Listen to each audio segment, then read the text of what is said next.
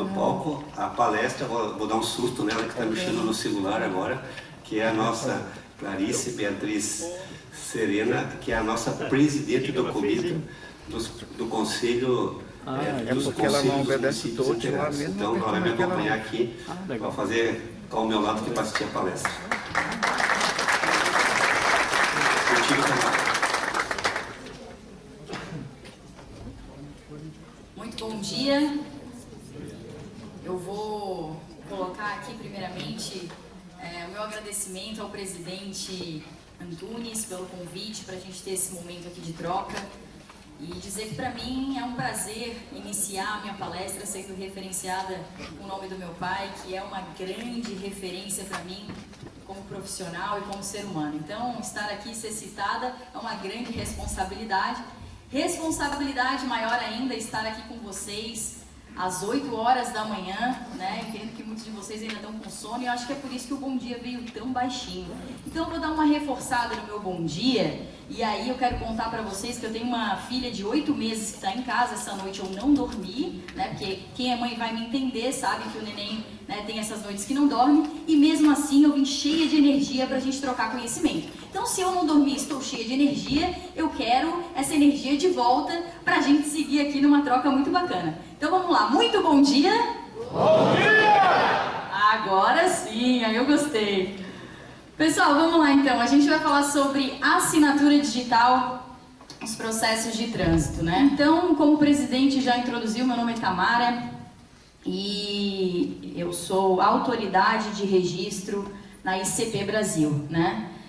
Através da Despacert, uma certificadora que emite certificados digitais e trabalha com assinaturas eletrônicas, né? Então a gente tem uma caminhada já aí dentro da ICP Brasil, que é a infraestrutura de chaves públicas brasileira. E aí, quando a gente fala de ser uma autoridade de registro ICP Brasil, é importante que vocês entendam o que é essa estrutura, né? Para que vocês consigam compreender também a assinatura eletrônica. Nosso passador está lá em cima, vamos lá. ICP Brasil, então. Infraestrutura de Chaves Públicas Brasileira é uma cadeia hierárquica de confiança que viabiliza a emissão de certificados digitais para a identificação virtual do cidadão, pessoa física, ou também da pessoa jurídica. Então, quando a gente fala de ICP, a gente está falando de uma cadeia, né? De toda uma infraestrutura que possibilita a identificação do cidadão através de certificados digitais. E aí, é importante a gente entender dentro dessa cadeia ICP Brasil que existe uma autoridade certificadora raiz, né? Que é a autoridade certificadora de onde parte todas as demais certificadoras que emitem esses certificados digitais. E quem é essa autoridade certificadora raiz? É justamente o ITI, o Instituto Nacional de Tecnologia da Informação. Né? E o ITI pode passar para a gente? Agora funcionou? Vamos lá, Michael. Então, o ITI, o Instituto Nacional de Tecnologia da Informação, é uma autarquia federal, né, que está vinculada à presidência da República. Então, a gente está falando de uma estrutura realmente robusta, que parte do governo federal, né, e que se desencadeia em autoridades certificadoras, da qual, inclusive, eu faço parte, que é a própria Despacert, a autoridade de registro. E aí, por que a gente está falando isso? Porque justamente o certificado digital ICP Brasil, ele parte dessa estrutura e ele segue uma série de princípios para conseguir garantir segurança no processo de assinaturas eletrônicas. E ele, portanto, respeita uma regulamentação, uma legislação vigente, né? Então, vamos lá. Eu parti para vocês explicando que eu faço parte da ICP Brasil. Essa ICP Brasil está vinculada ao ITI, Instituto de Tecnologia da Informação, que é uma autarquia federal, da onde são emitidos todos os certificados digitais que identificam as pessoas. Então, com o meu certificado digital, eu consigo me identificar enquanto pessoa física ou jurídica. Esse certificado digital é um documento eletrônico, né? Que ele fica no meu celular, ele fica no meu computador, né? Ele fica no meu pendrive, ele fica num cartão, ele fica em dispositivos E a partir do momento que eu utilizo esse dispositivo, eu estou me identificando como cidadão ou como pessoa jurídica, certo? Então isso garante o quê? Garante que eu consiga confirmar que é de fato aquela pessoa que está representando diante de um processo. Então, se eu estou abrindo um processo junto à Receita Federal, se eu quero me identificar para fazer a contratação de um funcionário, se eu quero me identificar para fazer a assinatura de documentos, eu posso fazer isso com o meu certificado digital. E aí é importante a gente ter em mente que tudo isso está embasado na Lei Federal, Lei Federal 14.063 de 2020. E o que essa lei regulamenta? Ela dispõe sobre o uso de assinaturas eletrônicas em interações com entes públicos. Então, tudo aquilo que o cidadão quiser se identificar, enquanto pessoa física ou enquanto pessoa jurídica, para um ente público, seja o Detran ou qualquer outro órgão, né, do meio público, ele vai estar regido através dessa lei. E o que essa lei nos diz? Ela nos diz que existem 3 tipos de assinaturas eletrônicas. Então, isso é uma classificação que está em lei. A assinatura eletrônica simples, né? A assinatura eletrônica avançada e a assinatura eletrônica qualificada. Então, são 3 tipos de assinaturas tipificados pela lei. E aí, a lei diferencia cada uma dessas assinaturas e ela deixa muito claro o seguinte: a assinatura eletrônica qualificada é aquela que utiliza certificado digital ICP Brasil. E as demais assinaturas eletrônicas, elas não utilizam da cadeia ICP Brasil, que eu acabei de explicar para vocês, que tem toda essa referência dentro do ITI. Então, as demais assinaturas são assinaturas mais simples. Elas utilizam o quê? Um login e uma senha, o e-mail do cidadão, né? O próprio gov.br, que é uma possibilidade de assinatura eletrônica, também com acesso mais simples e com uma identificação mais simples daquele cidadão.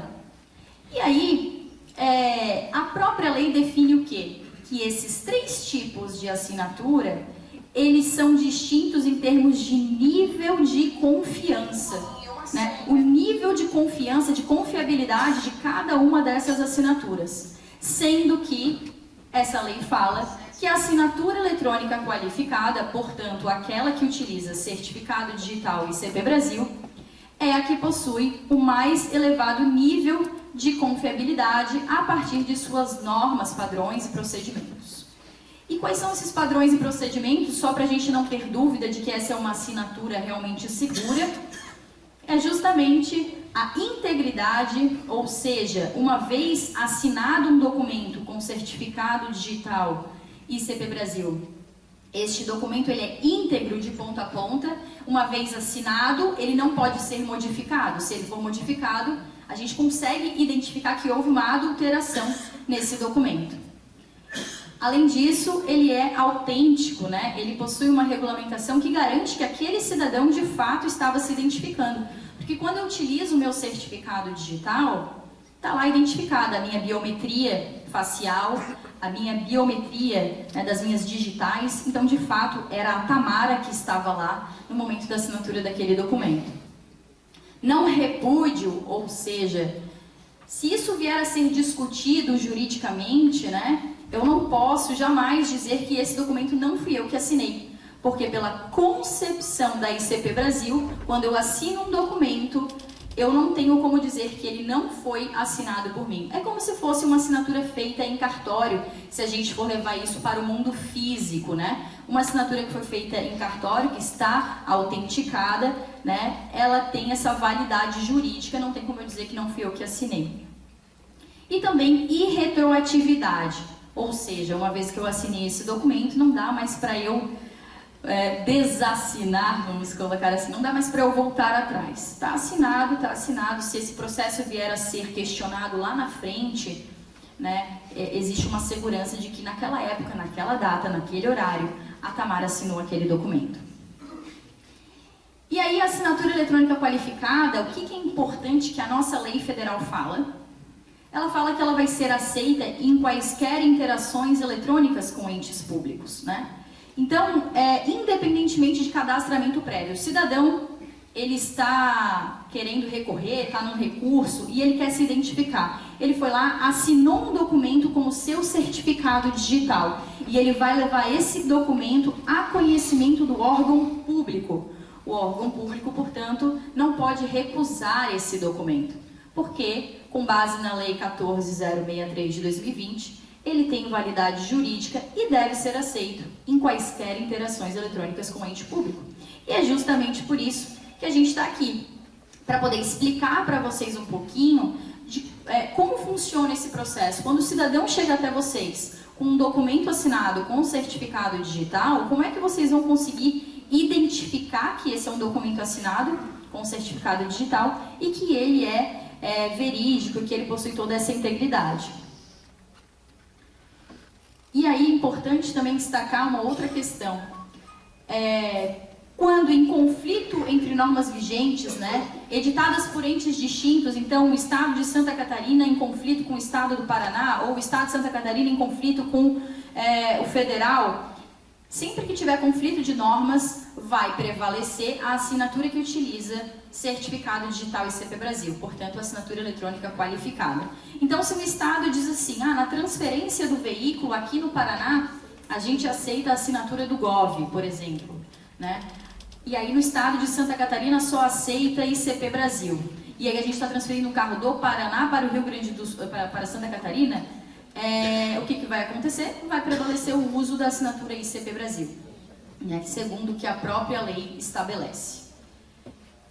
E aí, além dessa lei federal que estabelece que sim, os entes públicos precisam aceitar documentos assinados com certificado digital, a Portaria de Santa Catarina, e aí em âmbito estadual, em âmbito do órgão de trânsito do DETRAN, ela também estabelece como isso funciona dentro do nosso estado. Então, ok, o governo federal disse que a gente tem que aceitar, mas aqui dentro desse órgão de trânsito, como é que a gente vai fazer para poder receber esse documento, garantir que ele é autêntico, né? Como é que vai funcionar a nossa forma de trabalho? É isso que está estabelecido dentro da Portaria 656 de 2022.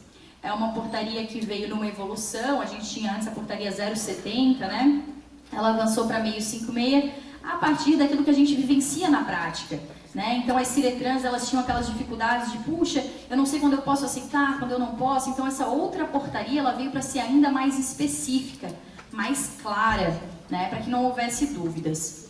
E aí dentro dessa portaria, o que é importante a gente entender? Ela estabelece dentro do órgão de trânsito como essa assinatura vai ser aceita e quais documentos poderão ser assinados com a assinatura digital ICP Brasil. E aqui é importante destacar que essa portaria, ela não traz um rol taxativo de documentos, ela traz um rol exemplificativo de documentos, porque ela aclara no artigo 2º, quando ela diz que a assinatura eletrônica qualificada, ou seja, com certificado digital ICP Brasil, ela pode ser utilizada em todos os documentos endereçados a este órgão de trânsito, ao DETRAN. Então, em todos os documentos. Dentre eles, e aí ela cita quais documentos podem ser aceitos. E aí, a gente está falando aqui de autorização de transferência de propriedade de veículo, ATPV, a gente está falando de procurações para representação do cidadão, procuração de compra, de venda de veículo, ou qualquer outra procuração para identificação de processos. E também, o que muito interessa a vocês aqui, esse passador aqui está me enganando, vamos voltar. O item 6 ali, né, defesas de autuação e recursos contra a imposição de penalidade, indicação de condutor infrator ou outros procedimentos em geral relativos a infrações de trânsito. Declarações, requerimentos, ofícios, enfim. Tudo isso pode ser assinado com certificado digital ICP Brasil, o órgão de trânsito precisa receber. E aí, o que diz também nessa portaria? Isso aqui é muito importante. Ele diz que todo e qualquer documento assinado com certificado digital ICP Brasil precisa vir acompanhado de um manifesto de assinaturas. E é aqui que gera muita dúvida, né, do pessoal que está lá no dia a dia. Puxa, como é que eu recebo esse documento? Como é que eu identifico que esse documento ele é íntegro, ele é verídico, que essa assinatura não está fraudada, enfim. É justamente através do manifesto de assinaturas. E o que é o tão famoso manifesto de assinaturas, né? Eu trouxe aqui um exemplo para vocês. Aqui a gente tem um documento que está assinado, é uma TPV, e ao lado a gente tem um manifesto de assinaturas. Se vocês observarem, no próprio documento original que foi assinado, na lateral aqui direita dele, existe uma barra lateral, né? Essa barra lateral, ela nos dá também acesso ao arquivo assinado, então isso por si só já pode ser um manifesto de assinaturas, mas também um segundo documento que vem acompanhado do principal, que está escrito lá em cima, manifesto de assinaturas. E lá vocês talvez não estejam conseguindo enxergar, mas está escrito assim, ICP Brasil e abaixo código de verificação. E aí, tanto com aquele QR Code que eu tenho lá em cima, como também com o link que está em azul ali, eu consigo acessar a versão original, ou seja, a versão eletrônica deste documento. Então, o cidadão ele chegou para vocês com um processo assinado e ele vai chegar com esse papel impresso nas mãos dele. E ele vai dizer, vim aqui defender, né, um recurso, vim aqui indicar o condutor dessa infração. E aí ele vai entregar esse papel para vocês. Para que vocês consigam receber esse documento, vocês primeiro precisam identificar se tem uma maneira de vocês acessarem a via eletrônica original desse documento. Porque enquanto ele está em meio físico, ele não é como um selo do cartório que você consegue palpar e sentir que aquilo é um selo original do cartório, né? E o próprio selo do cartório, se você quiser consultar a veracidade dele dentro do site do TJ, você consegue. Então, o que ele te dá esse manifesto de assinaturas? Ele te dá um link. Com esse link, o servidor vai acessar, né, o próprio link que está ali, que está informado nesse manifesto, ou através do QR Code, se isso for feito com o celular. Ele vai acessar e ele vai dar acesso ao documento que foi assinado, eletrônico. Beleza, acessei esse documento eletrônico. O que eu faço agora? Agora a gente acessa o validador do ITI, do Instituto de Tecnologia da Informação, né? Então eu baixo a versão eletrônica original desse documento que eu acessei através desse link. E uma vez baixado esse arquivo, eu vou inserir este arquivo que eu baixei dentro do verificador do ITI. E ele vai me dizer se esse documento ele é fidedigno, se essa assinatura ela é realmente ICP Brasil, se houve qualquer tipo de adulteração nesse documento. Então vamos supor, assinei o documento e logo depois alguém pegou esse meu arquivo eletrônico e modificou. Né, disse que uma procuração que era para fazer X ação com aquela procuração, ele estava dando Y poder para aquela ação. Se isso acontecer, na hora que colocar no validador do ITI, o ITI vai informar que esse documento não é íntegro e, portanto, ele não pode ser aceito. Né, houve uma adulteração. E aí, a gente fazendo essa identificação desse documento eletrônico, a gente consegue dar sequência no processo, falando para o cidadão, olha, vamos dar continuidade, o documento foi aceito ou não. O que acontece muito, que é uma dúvida, e a gente teve um momento lá, né, presidente, dentro do Detran, esclarecendo isso para a equipe do Conselho e do CETRAN, e o pessoal falou assim, sabe o que acontece, Tamara? O cidadão assina esse documento eletronicamente através do Adobe, né? Vocês já devem ter ouvido falar do Adobe, que é um software que muitas vezes ele vem gratuitamente ali no computador. E, de fato, o Adobe, ele tem uma integração com a ICP Brasil que permite fazer assinatura eletrônica de documentos dentro dele. No entanto, o Adobe não é um portal de assinaturas. Sendo assim, ele não fornece o manifesto de assinaturas. Ele fica apenas um carimbo ali assinado. Se eu pegar este arquivo eletrônico e eu disponibilizar através do meu WhatsApp, através do meu e-mail, através de um pendrive, enfim, enquanto ele estiver em meio eletrônico, eu vou conseguir verificar esse documento e ter certeza de que ele é verídico. Agora, a partir do momento que eu imprimo este documento para me encaminhar a Ciretran, a Jari, onde quer que eu esteja, ou eu unifico este documento com outras provas, ou seja, peguei esse arquivo que eu assinei e juntei com outros arquivos no meu processo e unifiquei em um único PDF, eu descaracterizei aquele documento inicial que estava assinado. Portanto, se alguém tentar verificar este documento, ele vai dar como inválido. E aí, de que forma eu consigo então verificar esse documento? Somente através do manifesto de assinaturas, porque é ele que me dá acesso à versão eletrônica original do documento que foi assinado.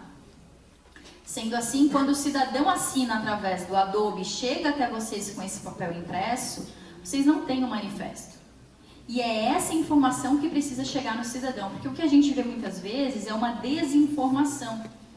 E aí a gente fala para o cidadão assim, não, eu não posso aceitar. E aí o cidadão fala, não, mas tem uma lei que diz que o certificado digital é válido, vocês precisam aceitar. E aí a gente tem que ter o nosso argumento, né? Não, olha, eu não consigo aceitar porque esse documento ele não está acompanhado do manifesto de assinaturas e eu não consigo identificar a veracidade desse documento.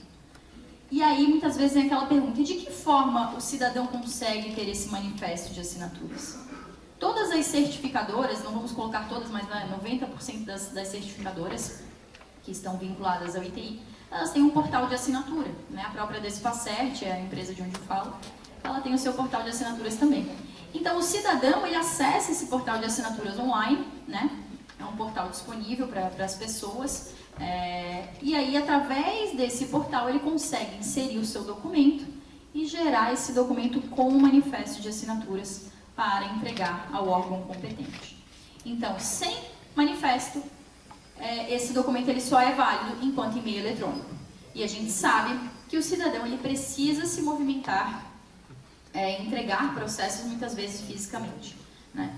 E daqui a 2 anos, daqui a 3 anos, aqui a gente está falando de recursos, né, infração, e se a gente está falando da transferência de um veículo, por exemplo, isso é ainda mais importante, né? Porque se a gente está falando de uma fraude na transferência de um veículo, onde alguém tentou se passar por mim, né? E daqui a 2 anos a gente quer consultar esse processo, que deu um problema, ou que vieram questionar, ou que entrou uma ação contra o Estado, ou qualquer tipo de situação nesse sentido, a gente consegue acessar esse documento, ainda que ele tenha sido assinado há 2 anos atrás, 10 anos atrás, 100 anos atrás, e verificar se esse documento de fato foi assinado pela Tamara naquela data, naquele dia. Tudo isso através do manifesto de assinaturas. Então, o manifesto, ele dá segurança para o processo. E é por isso que ele foi exigido dentro da portaria do Detran. Então é isso. Eu espero que eu tenha sido clara com vocês. Realmente, como eu comecei aqui a minha palestra, um desafio, às 8 horas da manhã, falar de um assunto tão técnico, né? E conseguir a atenção de vocês. Então, o meu contato fica aqui à disposição também nesse e-mail. Vocês podem acessar e perguntar esse e-mail da contato diretamente a mim. E tudo que vocês tiverem de dúvida, eu estou à disposição para esclarecer para vocês. Muito obrigada pela atenção, né? E muito obrigada ao presidente pela oportunidade desse esclarecimento, não só em meu nome, mas em nome de toda a ICP Brasil.